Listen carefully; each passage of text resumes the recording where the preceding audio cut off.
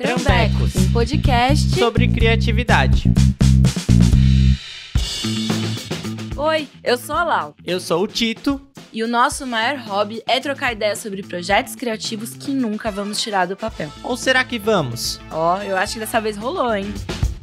Toda semana viremos aqui tentar encontrar caminhos para responder as questões que mais afligem a mente de quem quer criar qualquer coisa. E a gente falou caminhos, no plural mesmo, porque vamos sempre chamar outras mentes criativas para nos ajudar. Ficou curioso? Então bora começar essa conversa. Trambecos está no ar.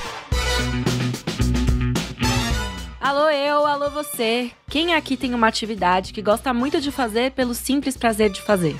Algo como um artesanato, escrever pequenos textos, fazer bolos ou até criar pinturinhas. Mas em determinado momento se deparou com um pensamento de... Bem que eu poderia fazer isso aqui para ganhar um dinheiro, né? Pois é, às vezes a gente já tem um trabalho, um ofício que já flui super bem, mas o sentimento de transformar algo que temos tanto prazer em dinheiro eventualmente pode acontecer, não é mesmo? E a pergunta que fica é... Por que sempre vem esse sentimento de querer transformar tudo em um negócio? Tá, a gente sabe, o capitalismo tá aí, nervosão, mas como dar espaço pra criatividade não ser sempre transformada em produtividade e manter ela ali, como algo seu, prazeroso e ponto.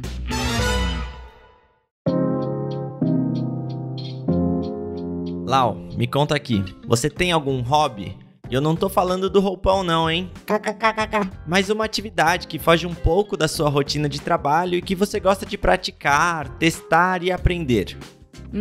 Tá. Eu tenho sim. Inclusive eu tenho vários pequenos hobbies, desde fazer crochê pra não pensar em nada, até... Sabe aqueles bordados em punch needle, sabe? Que você enfia a agulhona assim, vai fazendo rapidinho? Eu já fiz, inclusive, até com nome de criança pra dar de presente pras minhas amigas grávidas. Tô vivendo essa fase muito maravilhosa. Mas o lance é que a verdade é que eu sempre tô caçando alguma atividade manual pra ajudar a relaxar minha cabeça mesmo. Muito que bem. Eu também tento sempre organizar na minha rotina um tempinho para fazer algo mais lúdico. Eu gosto muito de desenhar. Quando eu era pequeno, eu até achava que eu ia trabalhar com isso. Eu acabei indo pro lado do audiovisual, mas eu tô sempre tentando praticar, aprender diferentes técnicas no desenho, pintura e afins. Eu compartilho até algumas coisas num perfil de Instagram, mas eu fico muito confortável em levar esse rolê como algo mais pessoal mesmo, de mim pra mim. E hoje vamos falar justamente disso. Não é mesmo, Lau? Conta aí pra nós. Pois sim, vamos falar, mas antes quero tomar uma liberdade aqui de convidar todo mundo pra seguir o @postitos, pois tem muito desenho legal do Tito por lá, gente, eu recomendo, sigam, que é muito bom. Sigam, mas não com muita força, senão eu já vou querer transformar aquilo num negócio também, socorro.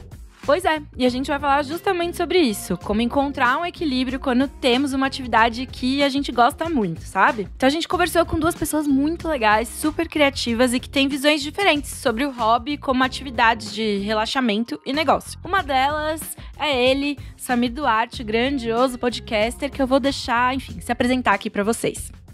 Oi gente, meu nome é Samir Duarte, eu sou criador de conteúdo na internet hoje em dia e também apresentador do podcast Milkshake chamado Wanda e já fui publicitário, já trabalhei aí criando conteúdo na internet para diversas marcas, mas hoje eu uso essa criatividade, amo isso, você é tão criativozinho, uso essa criatividade só para fazer conteúdo para mim. E também falamos com a artista Carolzão, ilustradora e criadora do estúdio 230894. Oi, gente, eu sou a Carol, acho que mais conhecida por aí como Carolzão. Sou a fundadora e a única pessoa responsável pela 230894, que é o meu perfil artístico, e onde eu coloco todas as minhas artes. Então eu pinto, eu escrevo, eu ilustro, eu me aventuro em animação atualmente, porém sem mostrar pra ninguém ainda, não é a hora certa. E atualmente eu tô muito viciada em modelar cerâmicas e pintar telas. E para começar esse papo, a gente quis entender de cada um de nossos convidados qual é a relação deles com o conceito de hobby. Eles têm hobby? Eles transformaram o hobby em trabalho? Eles nem sabem o que é hobby? Eles não estão nem aí pra isso e o episódio acaba em breve? Sei lá, vamos descobrir. Perguntamos pra eles se eles têm alguma atividade criativa só pelo simples prazer de fazer, relaxar, deixar a cabeça ir longe, e confesso que eu fui muito impactada, assim, de cara pela resposta do Samir. Vamos ouvir. Pensando hoje, eu não tenho hobby hoje em dia. E é muito engraçado isso mesmo, porque eu vou até contar uma história, assim. Eu tava ouvindo exatamente sobre isso num podcast que eu amo, que chama Las Culturistas, que é muito engraçado, do Bowen Yang, do Saturday Night Live e do amigo dele, o Matt Rogers. E eles estavam falando sobre isso, que hoje em dia não existe mais hobby. Todo hobby vira negócio. E se você descobre um talento, você quer ganhar dinheiro com esse talento. Então, o hobby morreu. A ideia desse episódio é exatamente uma coisa que eu tava ouvindo sobre. E é uma coisa que eu pensei já, que é uma coisa que eu quero fazer da minha vida. E aí, aposentar de tudo e parar de trabalhar. E a partir daí, me dedicar a um hobby. Eu tenho diversas trabalhos criativos, eu adoro drinks, eu adoro fazer drinks, eu adoro pesquisar sobre drinks, eu sou muito festeiro, eu adoro ir pra festival, eu amo, então assim, eu já fiz curso de DJ, eu amava, quando eu mudei pra São Paulo eu toquei em algumas festas, então assim, ser DJ é um hobby também que eu já tive uma época, eu toco em festas às vezes de amigos, assim, mas só por diversão. Eu jogo videogame, eu adoro jogar videogame, eu adoro viajar pra ir pra festivais, eu adoro curtir minha casa, eu gosto de cozinhar, tem várias coisas que eu gosto de fazer, mas eu não me dedico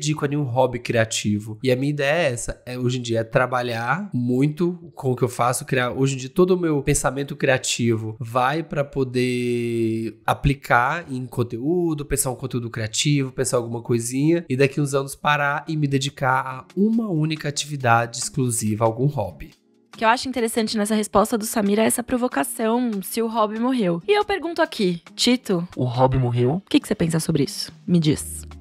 Caraca, jogou pra mim assim do nada? Bom, eu acho que eu posso falar mais de uma sensação que eu tenho. As demandas de trabalho de todo mundo estão cada vez mais urgentes, né? Parece um pouco complicado pensar em administrar todas as nossas demandas e ainda assim ter tempo para atividades lúdicas, criativas e relaxantes. E que nem eu brinquei ali no começo quando a gente falou dos nossos hobbies, se a gente encontra algum passatempo criativo que curtimos fazer, já logo queremos pensar em como monetizar aquilo e transformar em trabalho. Será que o mal dos tempos que vivemos é que a gente só pensa em produtividade, Lau? Tô devolvendo aqui a bola, hein? Ah, boa. Eu tava curiosa pra te ouvir sobre. Inclusive, concordo muito com você. E aproveitando essa onda de indicar podcast, que nem o Samir fez, a resposta dele me fez lembrar de um episódio muito legal do Vibes em Análise. É lá do começo do podcast deles, acho que de 2021, inclusive, que chama Sentidos do Trabalho, que puxou uma reflexão daquele momento super tenso da pandemia que a gente tava vivendo, fez muita gente reavaliar a relação com o trabalho, em especial sobre o sufoco de precisar ser hiperprodutivo em um momento tão tenso e horrível que a gente viveu, enfim. Mas, de novo, trazendo o ponto de concordar com você, Tito, essa energia de hiperproduzir empurra mesmo tudo pra esse lugar de uma grande entrega e, sei lá, um grande lucro, né? Eu tenho a impressão que quando a gente percebe que fazemos algo bem, pra isso se tornar talvez aceitável ou até validado, a gente precisa ali no final das contas ter um valor pra coisa. Por exemplo, isso rola muito comigo. Sempre que eu crio uma coisinha dos meus trabalhos manuais, que é um lance que eu faço 100% como hobby, e aí eu vou lá, posto, sei lá, no meu Instagram, vamos supor. Na hora, costuma rolar comentários de pessoas, normalmente são pessoas próximas, mas pedindo pra comprar, ou pedindo uma encomenda, uma coisa personalizada. E eu vou te dizer aqui, eu já até tentei fazer uma coisinha ou outra vendendo pras pessoas, mas isso meio que fez com que eu perdesse o tesão por criar aquela coisa. É como se eu cruzasse aquela linha de uma parada que me dava prazer, acabando virando uma obrigação. E é óbvio que eu tô falando aqui de um lugar que eu não tenho necessidade de vender minhas criações manuais pra me sustentar nem nada, não é esse o objetivo, né, dessas minhas criações. Porque aí eu acho que a conversa caminharia pra um outro lugar que também é igualmente muito legítimo. Mas enfim, esse é meu ponto aqui. Não, eu concordo super. Essa pressão pra criar, por menor que seja a demanda, também já abala todo o meu processo. É tão gostoso criar sem compromisso quando a gente faz algo para atender a uma expectativa de outra pessoa. Nossa, 1000 outras questões aparecem pra nos engessar. A Carolzão vai contar pra gente mais pra frente sobre como lidar com as expectativas sobre um trabalho que começou como um hobby. No caso dela, a ilustração. Mas antes, ela contou pra gente um pouquinho sobre 2 outros hobbies que ela cultiva. O primeiro, até puxando esse gancho da pandemia, surgiu nesse momento de conflito entre produção e confinamento. E o outro já acompanha há bastante tempo e tem a ver com registrar memórias. E eu me interesso bastante por esse tema também. Eu comecei crochê ainda no meio da pandemia, acredito que foi lá pelo meio de 2021, bem no inverno. Nessa época tinha, pelo menos no meu, acredito que no de muita gente também, muitas trends de crochê na For You do TikTok. Porque, né, todos nós estávamos passando por esse momento bem darkzeira, e era a gente correr atrás de alguma coisa pra fazer e pra não pirar completamente. Então eu pensei, ok, talvez eu deva comprar os materiais essenciais pra estudar e ver se funcionaria como um calmante pra mim, porque a pandemia me deixou muito mais ansiosa, muito mais irritada com tudo e muito mais tensa. Acredito que todo mundo ficou assim também. E eu sempre fotografei muito também, desde que ganhei minha primeira câmera digital com 15 anos, a tal febre da Cybershot, que todo mundo nessa época tinha uma, e a gente fotografava pro Fotolog, e era muito bom. E a fotografia é uma coisa que eu curto fazer até hoje, mas estranhamente eu nunca pensei em comercializar. Acho que sempre foi pra ser um hobby mesmo, uma coisa por puro prazer, pelo prazer de guardar memórias. Então até hoje eu levo a minha câmera digital, que não é mais a mesma, levo pra festas, pra reuniões com os amigos, fotografo momentos, faço umas edições, que também eu comecei a fazer muito novinha, pelo prazer de editar. Eu acho que a Carolzão já conta um pouco nessa última resposta, mas a gente ficou com muita curiosidade de saber mais no detalhe sobre como eles encontraram prazer nessas atividades. Vamos ouvir, o Samir tem coisas para nos dizer. Então, essas atividades que eu falei, por exemplo, né, sei lá, mixologia, que eu amo fazer drinks e tal, ou ser DJ, essas coisas. Viajar também é uma coisa que eu amo. A gente descobre fazendo, né? Eu descobri meio que fazendo mesmo. E, por exemplo, ser DJ eu descobri porque eu gostava muito de ir em festa, e eu ficava assistindo e eu achava o máximo. Os DJs um dia eu fui tentar e eu amei a história, a ideia de misturar músicas. Eu acho que eu tenho uma coisa com mistura, né? Porque eu adoro misturar música, eu adoro misturar drink. Eu acho que é uma coisa dessa. Eu tenho uma coisa com misturar. E aí, acabei de descobrir que o meu hobby é misturar as coisas. Então, acho que foi uma coisa meio isso, assim, vivendo, indo em festa. E aí eu descobri que eu gosto de fazer essas coisas. Eu gosto muito disso que o Samir relatou, que começar um hobby está muito ligado a um fazer mais descompromissado, de ir testando meios e se arriscando numa área que tem interesse para descobrir o prazer pela coisa na prática. Quando a gente fala de criação, esse espírito desbravador é muito importante. Às vezes a gente só vai entendendo o nosso estilo, nossos temas e nossas motivações principais quando tá com a mão na massa. O Samir mesmo descobriu agora esse lance da mistura que está presente em vários dos seus interesses. Tem até aquela frase do escritor Austin Kleon, que é um cara que fala muito sobre criatividade, talvez esteja até um pouco batido nos posts de Instagram por aí, mas eu acho que é um pensamento bem legal. Abre aspas. Não espere até saber quem você é para começar. Fecha aspas. Sacou? Faz sentido lá o que eu tô falando aqui? Ô Tito, eu tô gostando muito dessa energia autoajuda que tá se criando nesse episódio. Mas sim, eu acho que tem muito a ver sim. Inclusive, eu penso que o hobby, ele pode ser um estímulo inicial pra descobrir que você é bom em algo e abrir espaço pra se tornar algo rentável. Mas, puxando o questionamento lá da introdução do podcast, o hobby também pode ser algo muito simples e pontual. Sei lá, como ler uma coletânea de livros, testar uma receita nova vez ou outra. Eu acho que quando a gente profissionaliza muito tudo, pode vir um peso com isso. Mas às vezes o hobby pode ficar nesse lugar de experimento, pra se conhecer melhor e abrir espaço pra novas ideias e vontades. Sim, e posso até pegar esse gancho, pensando nessa ideia de que o hobby pode ser algo mais simples e casual. A Carolzão trouxe um outro ponto interessante. No caso dela, também dá pra encontrar o prazer e a satisfação pelo passatempo criativo, se dedicando a aperfeiçoá-lo com o tempo. É claro que a pressão por esse progresso é totalmente outra. E não tá visando a produtividade, mas sim essa emoção que sentimos quando percebemos que estamos progredindo em alguma técnica, produzindo resultados que nem esperávamos. Dá vontade de fazer mais e mais, né? Eu sou assim, não sei vocês. E eu lembro que quando eu comecei a aprender crochê, meio que se tornou um vício, porque quando a gente começa a acertar as coisas, vê que tá conseguindo aprender, a gente quer fazer mais e mais e mais. A gente quer aprimorar. Então eu paguei pequenos cursinhos na internet, estudei bastante pra melhorar os meus pontos e pra sentir que tava evoluindo também, porque na pandemia a gente ficou muito nessa de sensação de estar estagnado, e eu não queria deixar de lado, porque era uma coisa que passava muito tempo, que me afastava um pouco das redes sociais nesse período ruim que a gente passou. Legal ouvir esse relato da Carolzão. E pra seguir a conversa e puxar um pouco outro lado da coisa, a gente perguntou pra eles se eles já tiveram uma atividade criativa e prazerosa que acabou virando um trabalho.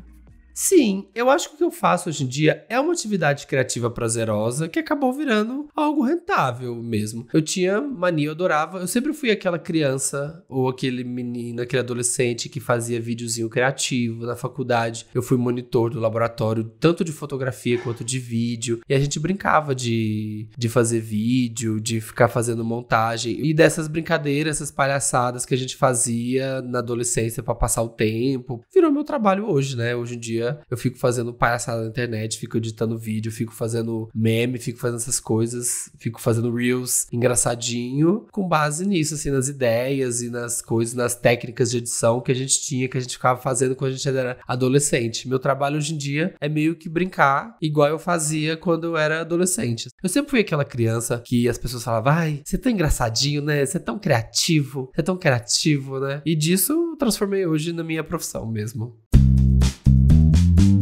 E desenhar no início pra mim era bem mais prazeroso quando eu comecei em 2014, ainda na escola, mas eu nunca pensei em monetizar porque pra mim era uma coisa muito distante assim, até pelo estilo que eu tinha, que eu mudei depois. Era inviável pra mim comercializar minha arte do jeito que era, mas eu só precisava criar pra botar pra fora as coisas que eu sentia a respeito da vida que eu tinha, das situações caóticas que eu presenciava. Então eu não conhecia ninguém perto de mim, física ou virtualmente, que comercializava o que fazia. Muito menos eu tinha uma mentoria, entendeu? Mas foi a partir de uma encomenda que eu tive em 2016, quase 3 anos depois, foi bem no final de 2016, que eu comecei a ver essa questão com outros olhos. Eu nunca sequer imaginei meu trabalho na casa de alguém que escolheu pra pagar pra isso. Que escolheu, quero ter o teu trabalho na minha casa.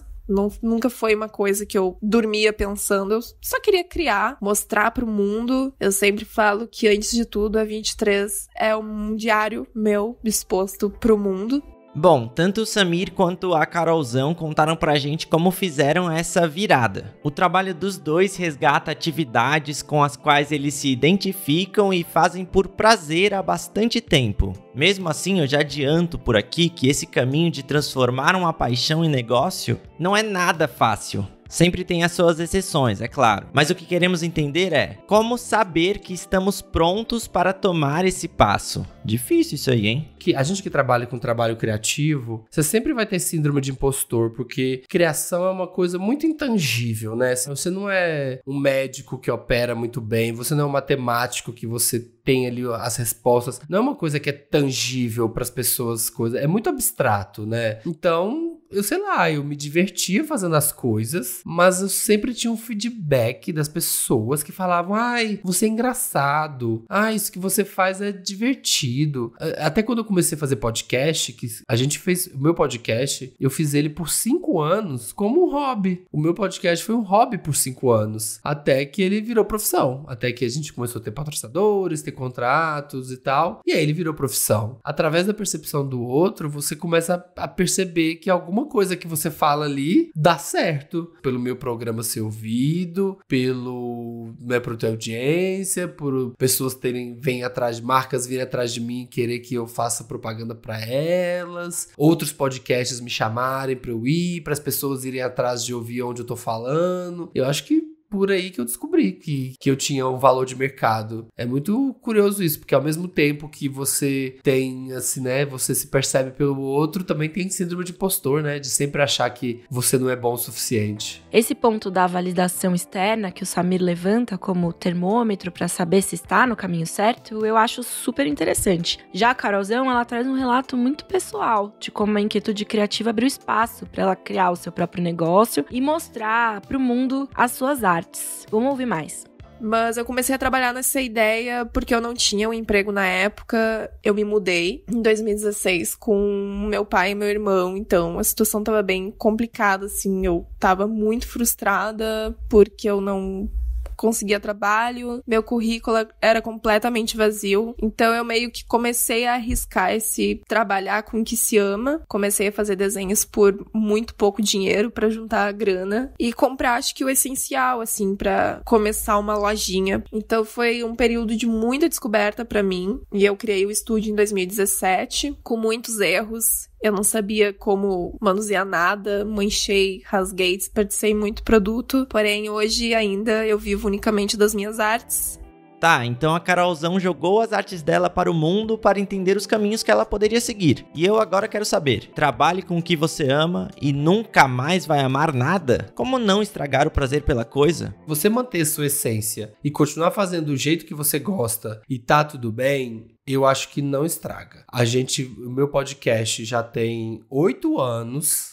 Daqui a pouco vai fazer 9. A gente continua fazendo da mesma forma. A gente se diverte. Então, a gente continua fazendo da mesma forma que a gente fez quando a gente começou. Óbvio que a gente melhorou a estrutura, né? Você vai dando uma melhorada aqui e ali. Então, a gente continua se divertindo. A gente não quis, sei lá, mudar a nossa essência pra, sei lá, ser o Flow Podcast ou Podpah, sabe? A gente quer ser tão grande quanto o Podpah. Então, vamos mudar o tipo de convidado que a gente convida. Vamos mudar o tipo de pessoa que ouve a gente. E sabe por quê? A gente podia fazer isso. Ir atrás dessa audiência pra poder se tornar maior do que a gente é, sabe? De se tornar coisa. Só que aí a gente vai ter que mudar o jeito que a gente fala, o jeito que a gente se diverte, com quem a gente se comunica. A gente teria que mudar várias coisas. E aí, se a gente tem que mudar para poder acatar a um tipo diferente de audiência, a gente perde a nossa essência do que a gente tá gostando de fazer, do que é o nosso hobby. E aí, pronto, né? Você já não tá fazendo mais o negócio que você gosta. Se tá me rendendo bem, se eu tô conseguindo aqui viver, se eu tô me divertindo e ao mesmo tempo virou um negócio, pra mim tá ótimo ficar nesse lugar, sabe? Assim, ok, sair um pouco da zona de conforto, sempre usando mais, mas sem também perder a essência só porque, eu tenho que crescer, eu tenho que virar um negócio, sabe?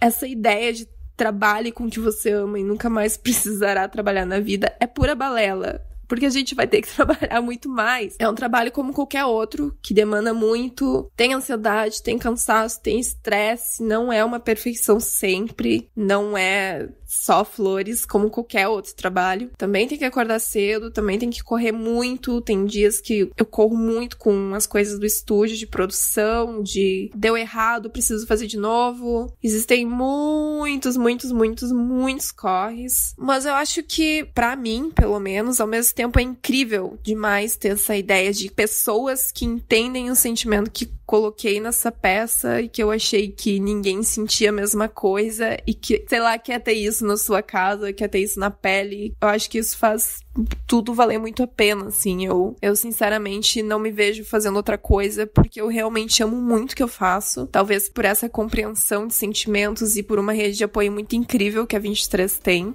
Eita, minha cabeça tá até borbulhando aqui com todos os pontos que eles levantaram pra gente. Mas tem uma coisa que eu quero muito saber. Qual a dica pra encontrarmos um equilíbrio entre o hobby e o trabalho? Existe essa dica?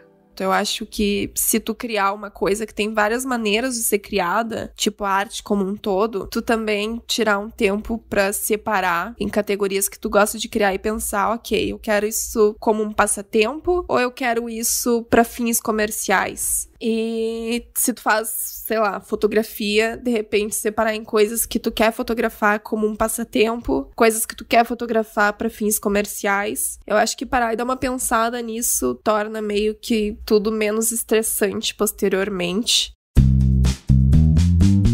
Se você tem um dom aí, aproveite, faça ele, mas é isso. Lembre que se você quiser crescer muito, a parte criativa vai ficando cada vez mais de fora e a parte administrativa vai tomando lugar. O que você quer? Você quer ser cada vez maior? Você quer cada vez crescer e virar empresa maior? Você quer ser mais reconhecido por aquilo que você faz? Você pode, mas você vai cada vez mais fazer menos daquela coisa que você gostava de fazer.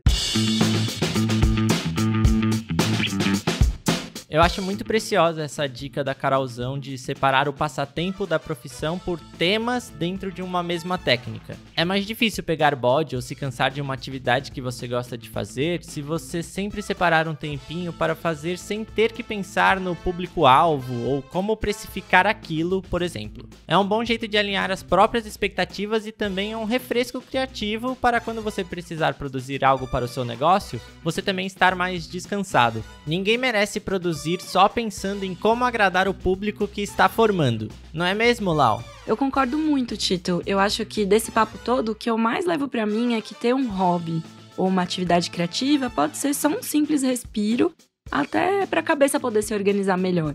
Sempre vai existir a possibilidade de alguma dessas atividades se destacarem e você querer seguir em frente, meio que profissionalizando a coisa.